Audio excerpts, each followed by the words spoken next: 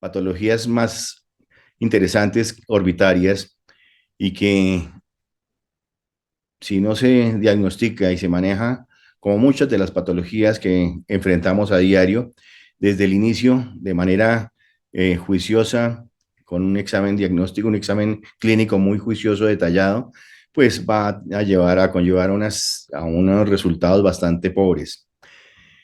La patología de la glándula lagrimal, específicamente la de acroadenitis, como lo menciono en el título de la conferencia, son las mil y una caras de la de acroadenitis.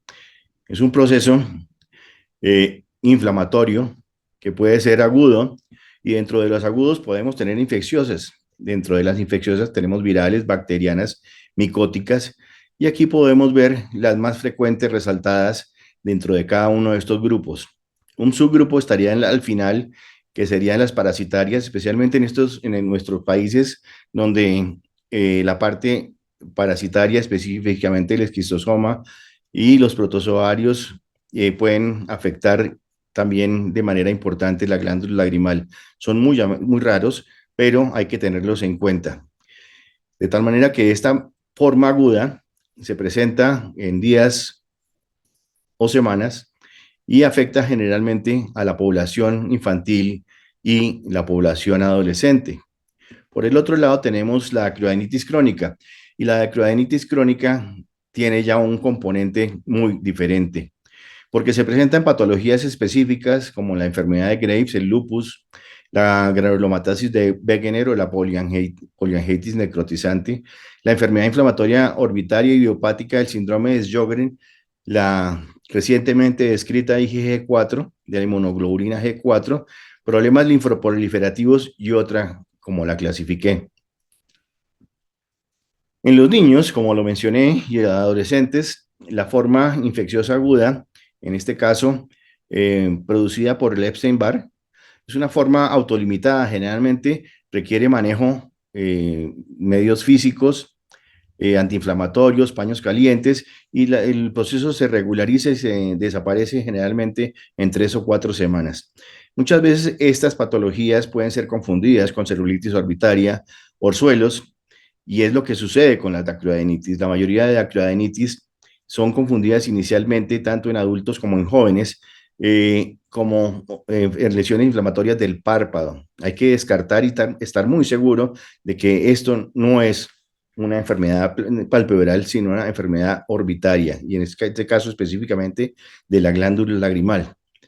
Cuando estas afecciones de la glándula lagrimal pertenecen al grupo de las infecciosas, además de las virales, requeriría tratamiento antibiótico y el pronóstico también es bueno. Las micóticas son sumamente raras, pero también, como lo mencioné desde el comienzo, hay que tenerlas en cuenta y requerirían tratamiento antifúngico, especialmente las más difíciles de tratar y de peor pronóstico son las que comprometen o están causadas por cándida o por aspergillus. Dentro de las dacroadenitis, como lo mencionamos en el cuadro inicial, la patología orbitaria por tiroides, la enfermedad tiroidea orbitaria, produce dacroadenitis y vemos permanentemente los cuadros de inflamación de la glándula lagrimal uni o bilateral, que es una de las características de la dacroadenitis también, que puede ser uni o bilateral, además de aguda, crónica y dentro de infecciosas o agudas o crónicas. En el caso de la orbitopatía tiroidea, esas inflamaciones agudas o crónicas de la glándula lagrimal eh, tienen una característica especial. Si ustedes vieron el párpado de la persona, del niño, era un párpado inflamado y caído.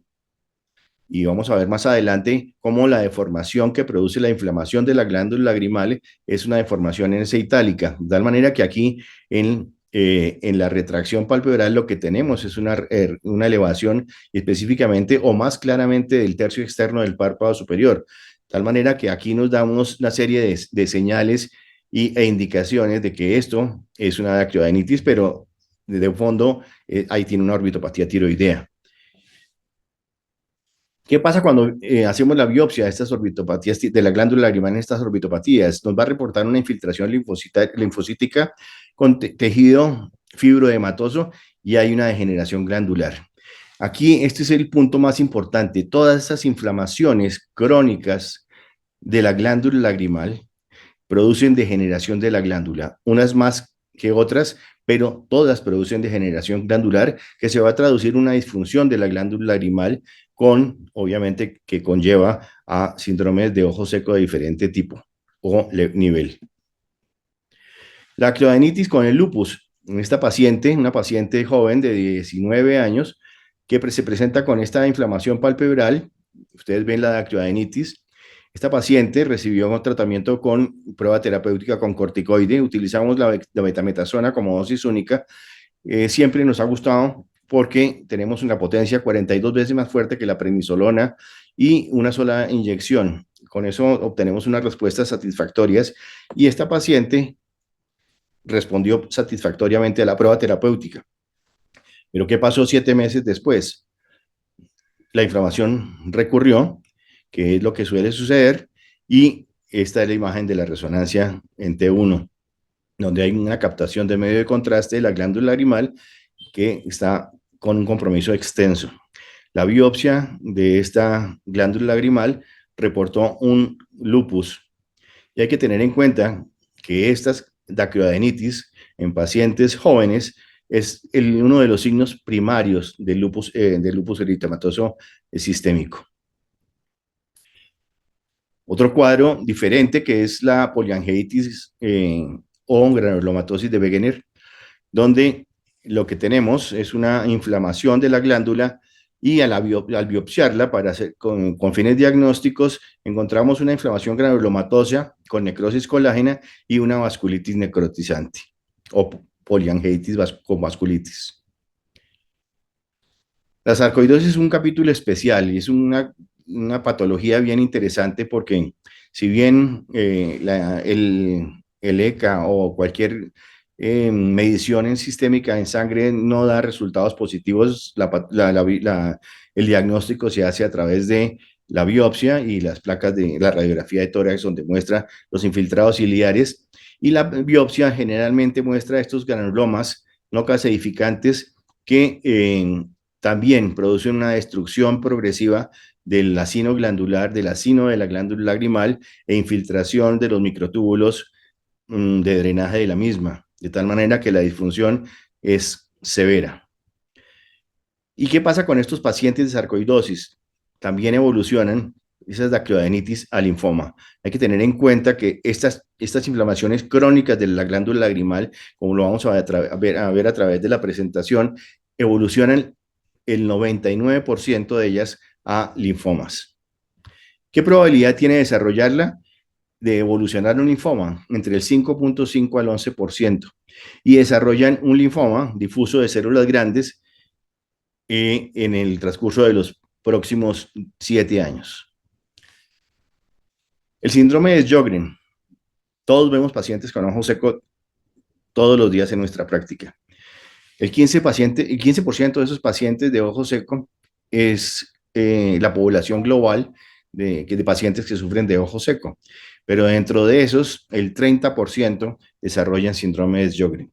Y el síndrome de Sjögren ya es un capítulo bien diferente porque estos pacientes pueden tener combinaciones de inflamaciones, además de las glándulas salivares, también la cerosis bucal, la cerosis conjuntival, un ojo seco de moderado a severo, y la probabilidad de desarrollar linfoma también existe. De tal manera que de todos estos pacientes, tenemos un 30% de pacientes de los que desarrollaron Sjögren, de ese 15% que vemos de ojo seco, que tienen la probabilidad de desarrollar linfoma. ¿Y qué tipo de linfoma? El linfoma que desarrollan o la incidencia del linfoma es de 2.7 a 9.8%. Son 8 veces más frecuente o más probabilidad de desarrollar linfoma que cualquier otro paciente que no desarrolle Sjögren. Y el tipo de linfoma es un linfoma de células marginales, zonales. La edad promedio es de 58 años y el tiempo de aparición es muy similar a lo que se presenta en la sarcoidosis, es de 7.5 años, 2.2% por año en pacientes por año y compromete más de un sitio. El 20% de los pacientes comprometen la glándula salivar, nasofaringe, estómago, piel, hígado y pulmón. Más adelante veremos todas las lesiones linfoproliferativas que afectan la glándula lagrimal, como actiodinitis, como presentación inicial. Para aquellos que no están relacionados o no están familiarizados con la parte del linfoma, eh, quiero mencionarles solamente para que nos ubiquemos y que tengamos un poquito un punto en común de comienzo, es que el linfoma, según la Organización Mundial de la Salud, la clasificación que utilizamos, se divide en tres tipos de linfoma, en los non-Hodgkin, el linfoma esplénico, el linfoma nodal o nodular y el linfoma extranodal, que es el llamado tipo MAL, que es el que se presenta eh, en la órbita. Esos linfomas no extranodales o extranodulares o extranodales o el MALT se presentan en órganos que generalmente no tienen o no se caracterizan por tener tejido linfoide, como son la glándula salivar, la glándula lagrimal, la nasofaringe, el estómago, el intestino, la piel, el pulmón, el hígado y el riñón. Esos tumores, esa estructura generalmente no tienen células B. ¿Cómo se acumulan esas células B en la glándula lagrimal? Es interesante porque la glándula lagrimal puede verse infiltrada por esas células B por infecciones crónicas que ascienden por los conductos lagrimales, los conductos de desembocadura de la glándula lagrimal. Puede ser también inmunitaria autoinmune o puede ser también por trauma directo. Y este es uno de los capítulos más interesantes porque el trauma directo a la glándula lagrimal puede generar esa acumulación de células B y células plasmáticas dentro de la glándula lagrimal que más tarde se van a traducir en linfomas. Las adenopatías son factores de riesgo importantes. Aquí vemos están enumerados los factores de riesgo para desarrollar el linfoma en estos pacientes con Sjögren. La adenopatía puede ser local o regional o múltiple, hepatoesplenomegalia, púrpuras, leucopenia, insuficiencia renal generada por glomerulonefritis por depósitos de inmunoglobulina, específicamente inmunoglobulina 4G y gamopatías, tanto policlonales como monoclonales. Estos son los factores de riesgo y estas adenopatías en los pacientes de Sjögren ya nos marcan una diferencia, una tendencia que nos indica la gravedad del pronóstico del síndrome de Sjögren. Otra patología de la actiodinitis crónica, como lo mencionamos en el cuadro inicial, es la relacionada con la inmunoglobulina G4. Es un capítulo recientemente, bueno, recientemente, entre comillas, descrito, donde yo digo que esto no es un síndrome de IgG4, sino el IgG4 es un síndrome de múltiples, eso está compuesto de múltiples enfermedades, son muchas enfermedades las que están involucradas o pertenece a este síndrome de IgG4. La manifestación más común del IgG4, entre el 62 y 88%, según las estadísticas de SOGAP en el trabajo de él y colaboradores, puede ser unilateral y tiene siempre una historia de alergia con niveles elevados de IgG4 en el 50% de los pacientes. Aquí vemos en esa bonita resonancia la infiltración de la glándula bilateral en un paciente de IgG4. ¿Qué otras características tienen estos pacientes con enfermedad orbitaria relacionada con IgG4? La infiltración o el crecimiento de los músculos extraoculares. El principal es el músculo infraorbitario, el recto inferior, que no afecta el nervio infraorbitario. Es curioso que con estos crecimientos tan grandes, una de las características importantes del IgG4 es que la sensibilidad del nervio infraorbitario se preserva, no hay disestesias, no hay parestesias del infraorbitario. Hay compromiso de los músculos extraoculares y de los senos paranasales en el 39% de los pacientes. 14% de los pacientes con Miculex relacionados con IgG4 y 20 a 28 de las glándulas con hiperplasia linfoide reactiva o IgG4. Hay una incidencia de pacientes con enfermedad orbitaria relacionada con IgG4 es mucho más alta la incidencia que los no IgG4 y no hay alteración sensorial como lo mencioné. El cuadro interesante que yo siempre me gustan las gráficas y me gustan las descripciones de textos antiguos de la oftalmología, donde describen en esta gráfica el doctor Mikulicz este caso clínico, donde vemos claramente el crecimiento de las glándulas lagrimales bilaterales y el crecimiento de las glándulas submaxilares salivares. Acá tenemos un paciente con una enfermedad de IgG4 y la enfermedad de Mikulicz que mencionábamos, el tumor de Kottner, la tiroiditis de Riedel, que es una tiroiditis crónica, la enfermedad de Osmond, que es una fibrosis retroperitoneal idiopática, y aortitis, periortitis y fibrosis angiocéntrica eosinofílica. Todos estos síndromes, estas enfermedades que están mencionadas ahí, antiguamente se conocían independientemente, hoy están dentro del capítulo de las enfermedades IgG4. De tal manera que se aglutinaron y están hoy perteneciendo al grupo de IgG4, que son importantes para diagnosticar y poderlos tratar apropiadamente. ¿Cuál es el diagnóstico, los criterios diagnósticos para eso, para diagnosticar IgG4? Tenemos diagnósticos clínicos, hematológicos e histopatológicos. Ustedes los pueden ver ahí perfectamente definidos y lo que hace uno al final es un diagnóstico definitivo si tenemos 1 más 2 más 3, o sea, la clínica, la hematología y la histopatología. Probable si tenemos 1 o 2 y posible 1 más 2. De tal manera que una vez hayamos hecho el diagnóstico, procederemos a un tratamiento complementario y además multidisciplinario con hematología y con reumatología. ¿Cómo se hace el diagnóstico hematológico? Con niveles de IgG4 por encima de 135 miligramos por decilitro. Y la relación de IgG4 con IgG mayor del 40% y hallazgo de biopsia en músculos o tejidos periféricos. En el caso de los músculos extraoculares, vamos a encontrar células plasmáticas que nos confirman el diagnóstico. La patogénesis, generalmente, como lo mencionamos, son agentes, son alimentos o agentes ambientales, tanto microbios como daños tisulares, autoinmunidad, y se presentan incrementos del RNA mensajero, las interleuquinas diferentes y bajos niveles de C3 y C4. La enfermedad orbitaria relacionada con IgG4 es una condición inflamatoria de etiología desconocida.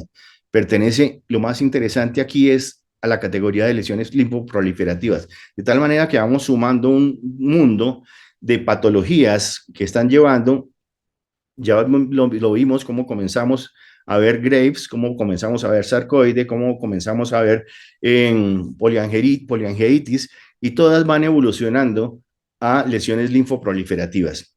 Los pacientes también presentan una pancreatitis autoinmune que típicamente muestran una elevación de la IgG sérica y lesiones diferentes en diferentes tejidos y órganos. El diagnóstico se establece precisamente, como ya lo mencionamos, por las células plasmáticas y la morfología de las células plasmáticas en sangre con o sin aumento sérico de la IgG4. Esto es muy importante porque muchas veces pedimos IgG4 y no sale aumentada en el cuadro hemático o el estudio que solicitamos de sangre, pero la biopsia nos confirma la presencia de esas células plasmáticas e IgG4. ¿Y qué pasa con esos pacientes que pedimos el IgG4 cuando los biopsiamos? Esos pacientes, el 50% desarrollan lesiones sistémicas. ¿En dónde? En los mismos sitios donde se desarrolla el linfoma MALT. De tal manera que son lesiones extra, pues hablando desde el punto de vista del linfoma, extranodales. En este caso, no son extranodales, sino simplemente comprometen esas estructuras que generalmente no tienen células B. Del 20 al 45% de los pacientes con pancreatitis autoinmune desarrollan enfermedad orbitaria relacionada con IgG4.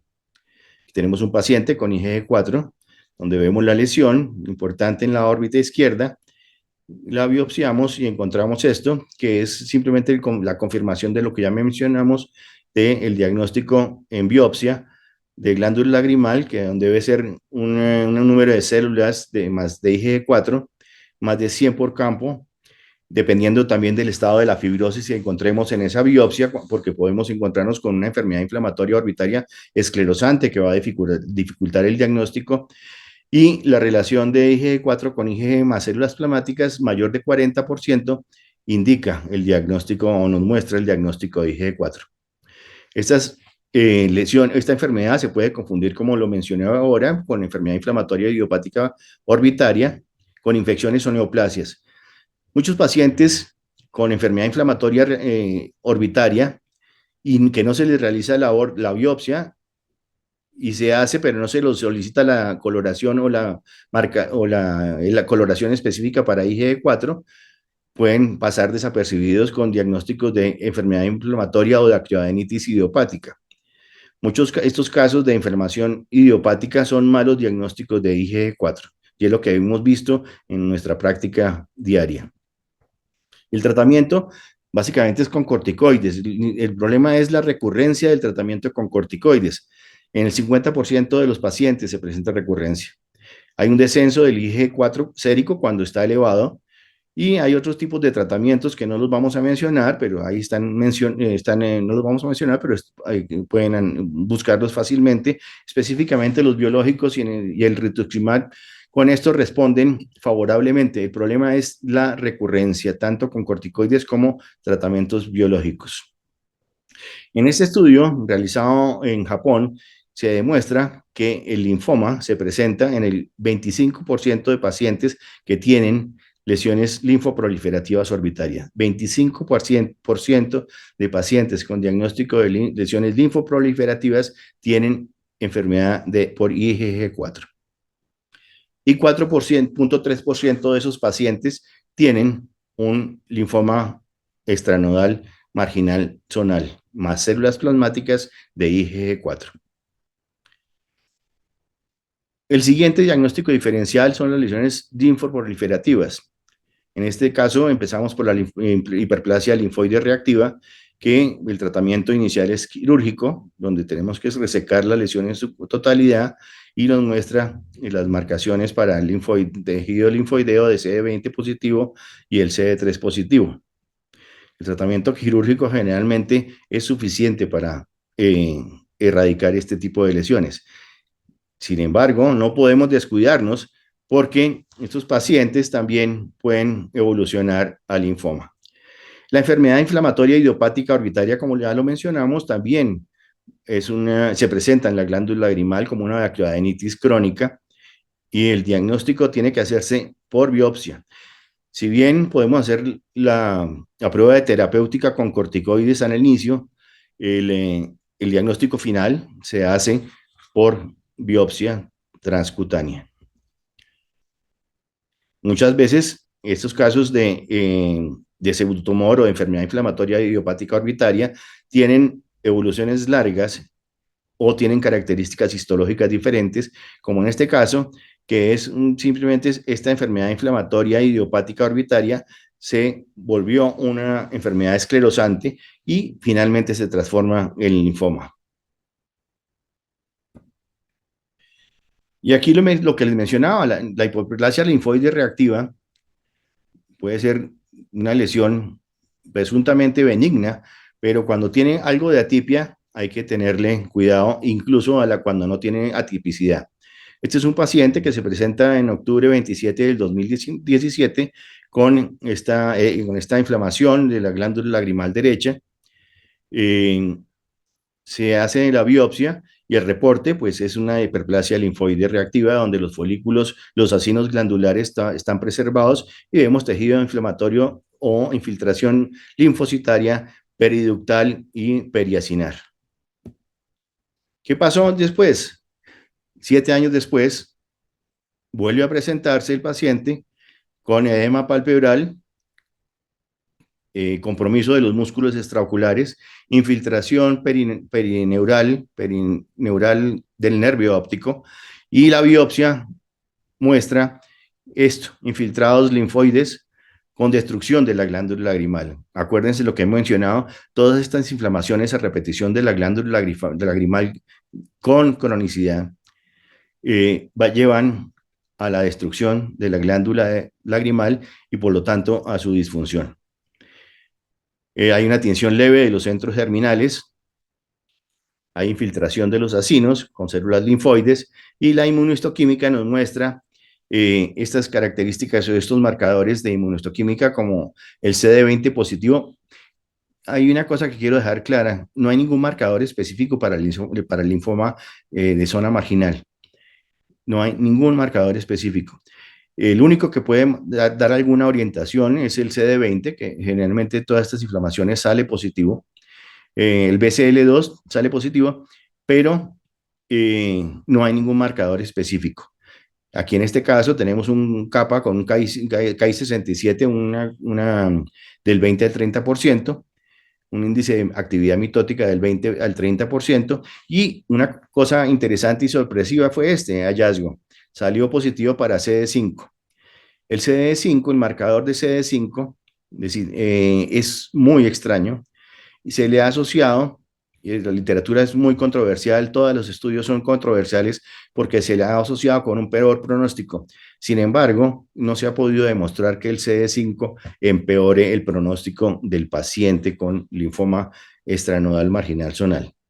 El tratamiento de estos pacientes es un estudio sistémico para descartar compromiso en otros órganos. Una vez descartados, acuérdense que tenemos órganos que ya pueden, que son órganos que pueden estar afectados, como el pulmón, el estómago, el intestino, el vaso, el riñón, y el tratamiento cuando está localizado en la órbita es la radioterapia. De lo contrario, el paciente tiene que ser intervenido con quimioterapia para lograr la curación y el resultado benéfico.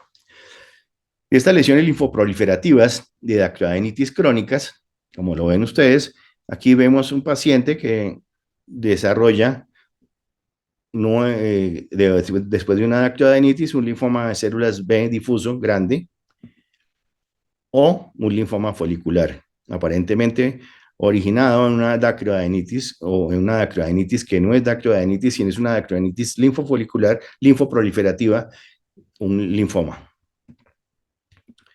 Tenemos un caso de dactioadenitis bilateral, donde la biopsia nos muestra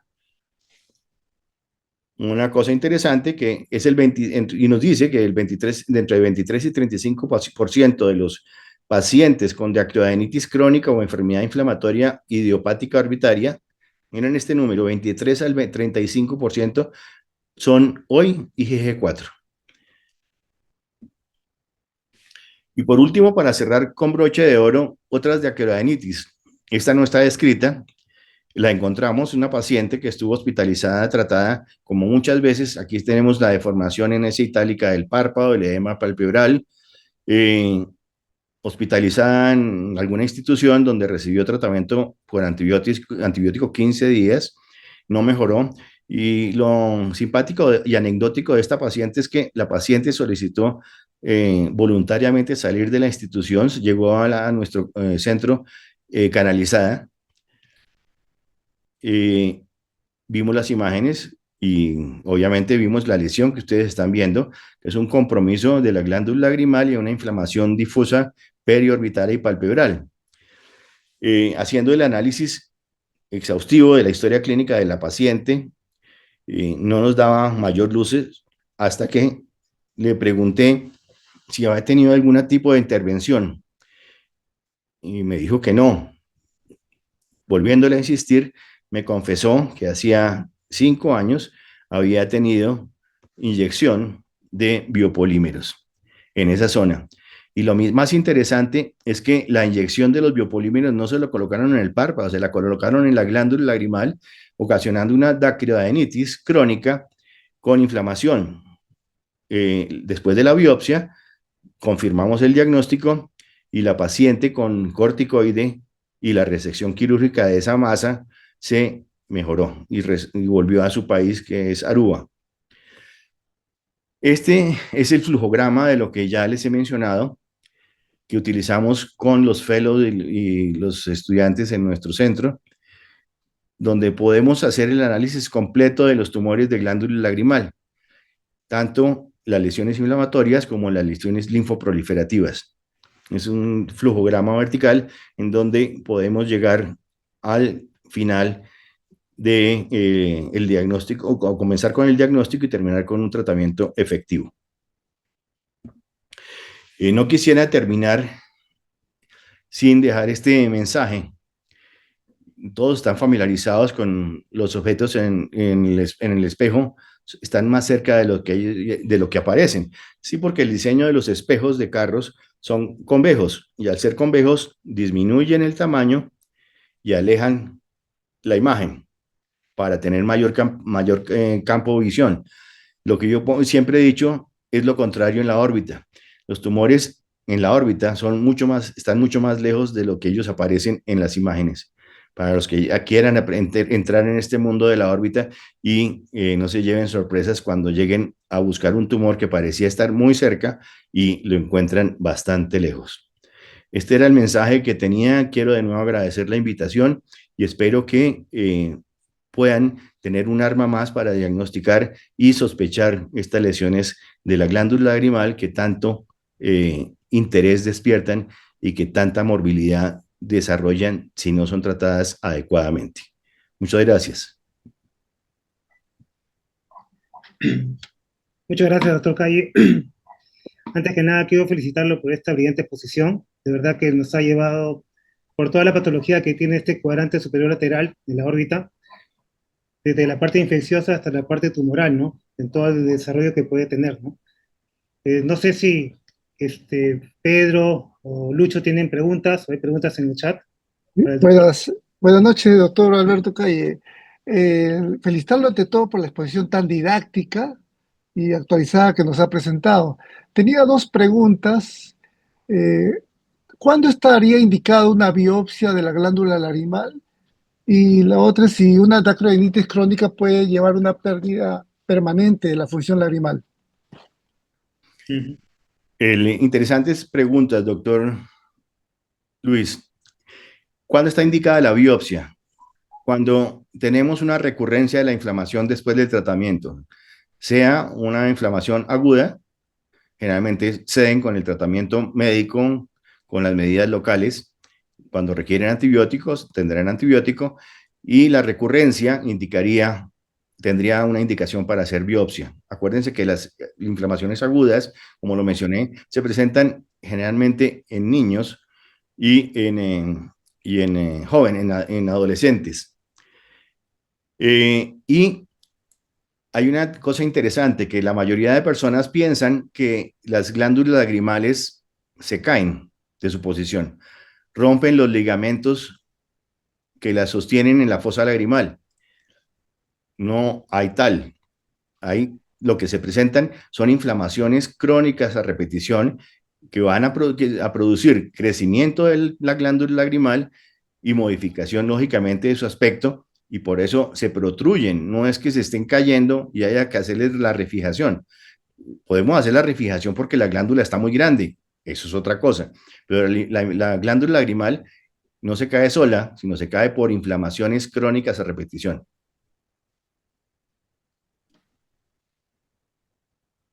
Interesante. Doctor, una pregunta, en base a su experiencia, ¿no?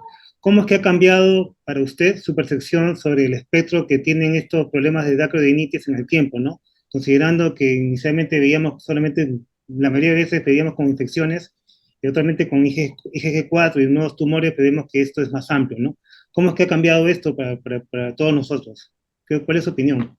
De una manera importante, de una manera bastante, diría yo, trascendental, porque veíamos o subestimábamos la dactyoadenitis. La dactyoadenitis, me acuerdo porque pues mi papá era oftalmólogo y yo me acordaba de mi papá hablando de la enfermedad de Miculis. La enfermedad de Miculis precisamente está ahí, ya la mencionamos, es parte hoy en día del mundo de la IgG4. Como lo digo, la IgG4 no está completamente descubierta, no está analizada, no conocemos el origen de la IgG4. Es un mundo de muchas enfermedades simultáneas que en la medida que profundicemos los diagnósticos y tengamos mayor capacidad diagnóstica con medios citogenéticos y laboratorio, pues vamos a poder clasificar mucho mejor esto. Ha cambiado muchísimo porque no solamente es la parte linfoproliferativa, sino que la IgG4, haciendo parte de ese grupo de linfoproliferativas, ha hecho un capítulo aparte. Muchas gracias. ¿Alguna otra pregunta? No sé. ¿Hay más del público? Pedro.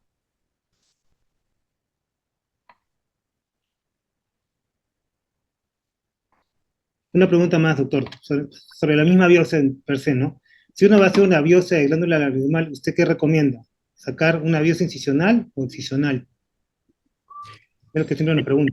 Las biopsias en la glándula lagrimal, sea por lesiones inflamatorias o sea por lesiones tumorales, debe ser inicialmente incisional.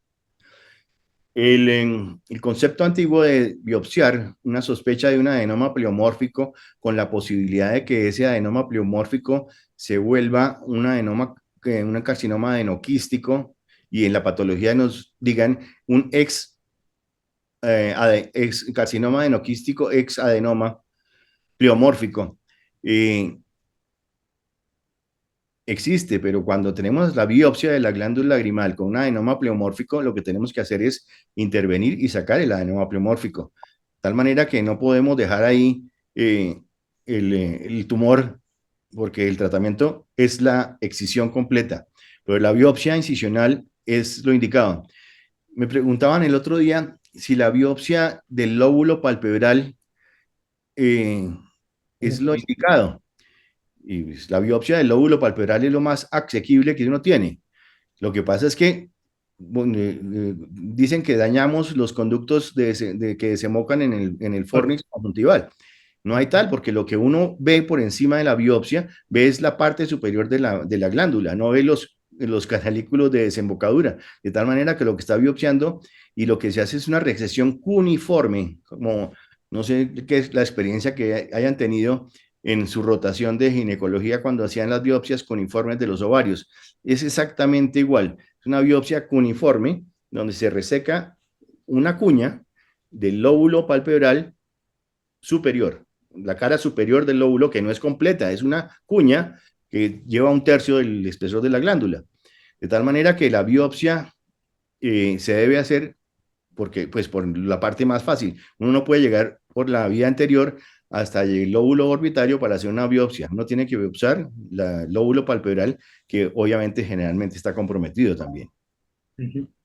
Hay una cosa que se me olvidó mencionar, en la cual ustedes tienen muy buena experiencia con sus profesores, el doctor Solón, y colaboradores en la ecografía, además de la imagenología, tanto la resonancia como el TAC orbitario. La ecografía le da a uno muchas indicaciones, tanto del volumen como de la ecodensidad de la lesión tumoral o inflamatoria. Correcto, sí, doctor. Es una muy buena arma que tenemos bueno, lo tenemos bastante en el hospital y sí la pedimos también, ¿no? Es una muy buena arma, ¿no?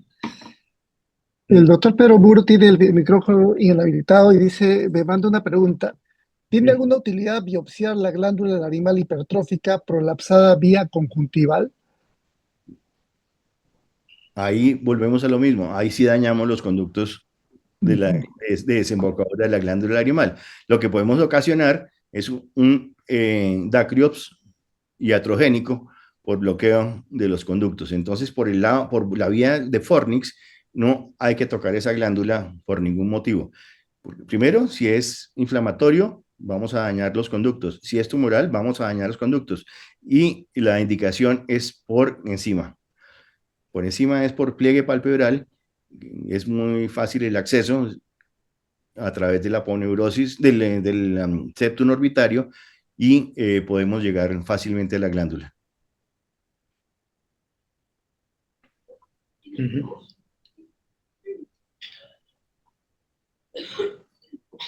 Bueno, fácilmente como en el espejo. No crean que está debajo de la piel. Hay que entrar y a buscar la glándula Generalmente todos los tejidos en la órbita están más lejos de lo que uno parece, de lo que aparentan en las imágenes.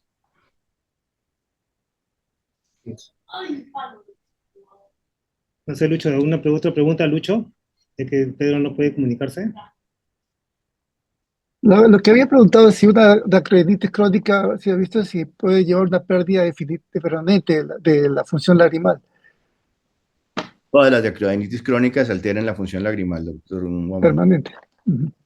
Todas las acroadenitis producen fibrosis y cada episodio va destruyendo más acinos glandulares y los canalículos o las zonas interlobulares presentan cambios de fibrodegeneración o fibroelásticos que van a dañar la producción de la lágrima.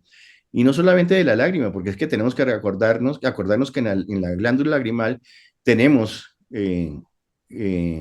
células plasmáticas y inmunoglobulina A producida por las células plasmáticas, de tal manera que estamos dañando toda la homeostasis o inmunidad o el mundo inmunogénico de la glándula lagrimal. Doctor, acá pregunta, doctor Alexander Martínez Rúa, si tienen utilidad los esteroides en las hiperplasias reactivas o la radioterapia. Cuando los pacientes, como lo dijo como lo dije anteriormente, lo que siempre hacemos es una prueba terapéutica con corticoides no tomados. Yo he insistido siempre a los fellows, yo les muestro con ejemplos las concentraciones de prednisona oral. La prednisona oral, para poder tener efecto terapéutico, necesita dosis para caballos y ninguna persona tolera una dosis de esas para obtener un efecto duradero y efectivo. De tal manera que la betametasona, al ser 48 veces más potente que la prednisona en una sola inyección, ni tiene los efectos secundarios y sí produce el efecto antiinflamatorio que uno busca. Todas estas lesiones inflamatorias responden al corticoide. ¿Qué pasa si a los 15 días vuelve y aparece la inflamación? Tiene indicación de biopsia. Ahí tiene indicación de biopsia porque la lesión volvió a aparecer. La prueba terapéutica fue inicialmente positiva, pero recurrió a la lesión. Hay indicación de biopsiar esa glándula lagrimal. Estamos hablando de glándula lagrimal solamente. La radioterapia la dejamos para pacientes que tienen compromiso no inflamatorio. Los pacientes de acroadenitis crónicas, que son los que mencionamos, todos tienen tratamiento médico. Todos, la sarcoidosis, la poliangeitis, todos tienen tratamiento médico, excepto las lesiones linfoproliferativas. Las lesiones linfoproliferativas, después de haber descartado compromiso sistémico, requieren radioterapia. Puede ser una radioterapia con dosis única, con el CyberKnife o con Gamma Knife, o una radioterapia focalizada, donde no existen estas dos tecnologías, un acelerador lineal.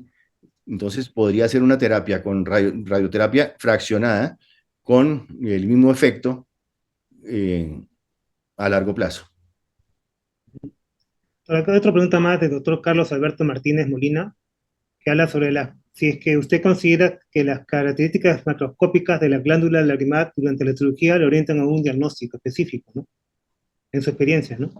Sí, sí, esa es una pregunta bien interesante del doctor, de mi tocayo, eh, donde uno sí ve la glándula lagrimal en los casos de inflamaciones crónicas, como lo mencioné, esa glándula se va transformando en fibrosis. O sea, uno hace la biopsia y esa glándula sangra muy poquito. En lugar de ser una glándula rosada, como generalmente es una glándula pálida donde le falta circulación y tiene cambios ya fibróticos degenerativos. A diferencia de lo que es una glándula lagrimal con cambios linfoproliferativos, donde la glándula lagrimal, además de estar crecida, sangra muchísimo, porque está congestiva, está congestionada, y eso sí le ayuda a uno a orientarse en el diagnóstico intraquirúrgico de qué posibilidades hay. Pero el diagnóstico final se lo pone el patólogo. Muy bien, doctor. Otra pregunta más del doctor Sergio Luján. Él menciona, pues, ante una biopsia de acroinitis que confirma enfermedad inflamatoria, ¿usted siempre inicia con corticoides directamente? Sí. Siempre. Muy bien. Pues 100% de los casos. una vez que empezamos, hacemos el diagnóstico, porque Ujú, después de la biopsia lo que estoy esperando yo es que me confirmen qué es lo que está pasando. ¿Cuál es el diagnóstico de ese paciente?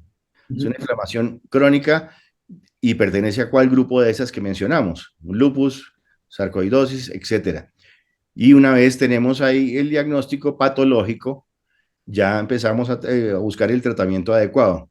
Cuando tenemos una inflamación, enfermedad inflamatoria idiopática orbitaria, acuérdense que entre el 35% de esas inflamaciones orbitarias idiopáticas son hoy IgG4 y requieren un tratamiento diferente del corticoide porque la recurrencia es alta. De tal manera que en las otras hay tratamientos específicos para cada una de las entidades. Así es. Ujú. Otra pregunta, doctor, del doctor Fernando Illo Alberti es, en los casos donde hay una fibrosis importante demostrada por patología y el volumen de la glándula lagrimal genera mucha tosis o deformidad, ¿usted recomienda realizar un debulking de la glándula o mantener solo el tratamiento médico? Cuando ya la glándula está hipertrofiada, hay un crecimiento importante que da la apariencia de que la glándula estuviera tóxica, o sea, una tosis de glándula lagrimal. Lo que hace uno es no un debulking porque va a dañar la glándula, que puede estar funcional en el sitio donde uno hace una biopsia o le hace una resección. Lo que yo aconsejo es reposicionar la glándula y dejar las cosas lo más anatómicamente posible colocada, porque puede uno llevarse la sorpresa de que quita la porción de la glándula lagrimal que no tiene fibrosis y es la que le está funcionando al paciente. Entonces, ante eso, ya habiendo hecho el diagnóstico de una inflamación crónica de la glándula lagrimal, que puede ser una enfermedad inflamatoria idiopática de la glándula o una acroadenitis por enfermedad inflamatoria idiopática, lo mejor es, que ya la biopsió, hacer una reposición. Si el paciente está inconforme, y esto sí lo recomiendo, hacerlo en el mismo procedimiento. Eh, Hay que hacerlo durante la biopsia incisional, hacer la reposición posterior de la glándula lagrimal con Vicryl, fijándola al periósteo. Ujú. Muy bien, doctor. No sé, Lucho, si tienes alguna otra pregunta. No, ninguna. Muy bien. Doctor Calle, de verdad, muchísimas gracias por su excelente exposición. Nos ha llevado, pues, por un camino importante, ¿no? El tratar siempre de glándula lagrimal es un reto para todos los oculoplásticos y los que hacemos órbita, ¿no? Agradezco desde ya también a la Sociedad Peruana de Oftalmología por este espacio, ¿no? Por permitirnos colaborar entre diferentes países, ¿no? Tener la oportunidad de escuchar a usted, doctor, y de tener la oportunidad de poder saber un poco más de este tema. Con todos, muy buenas noches por esta presentación. Eso es todo por ahora y los esperamos en el siguiente mes. Muchísimas gracias. Nos vemos en Bogotá. Doctor Velasco, doctor Bien, Cruz, muy amable, doctor. muchas gracias y nos vemos aquí en Bogotá. Perfecto, doctor. Cuídense mucho. Un saludo. Muy amable. Gracias, igual, buenas noches. Buenas noches. Gracias a todos por asistir. Buenas Gracias. noches, doctor. Buenas noches, doctor.